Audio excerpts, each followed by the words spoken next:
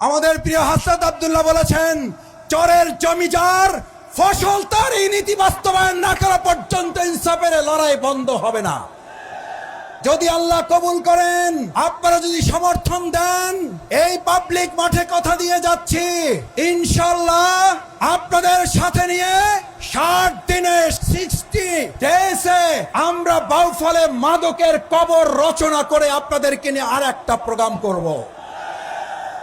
90 দিনের মধ্যে বাউফলে দুর্নীতির কবর রচনা করা হবে।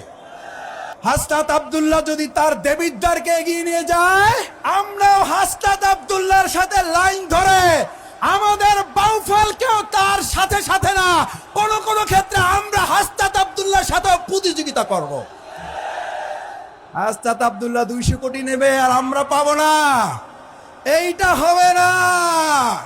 হাসনাত আব্দুল্লাহ বাউফলে ভালোবেসে এসেছে, তার দেবিদ্বারকে যেভাবে করে তুলবে, এই ভালোবাসা দিয়ে বাউফলকে এগিয়ে নিয়ে যাবে। আমাদেরকে রেখে আগাইতে দেব না। বাঁচলে একসাথে, মরলে একসাথে। যদি আল্লাহ আমাকে কবুল করেন, আমি সরকারি প্লট, সরকারি কোন সুযোগ সুবিধা এমপি হিসাবে, যেহেতু আমি এমপি হব না, আমি হব খাদেম। খাদেমের আবার প্লট কি? শফিকুল ইসলাম মাসুদ তো ঘোষণাই করেছে সে এমপি না, সে হলো সেবক। সেবকের আবার গাড়ি কিসের? সেবকের ট্যাক্স ফ্রি গাড়ি হতে পারে না, সেবকের ট্যাক্স ফ্রি প্লট হতে পারে না, সেবকের নানান সরকারি সুবিধা থাকতে পারে না।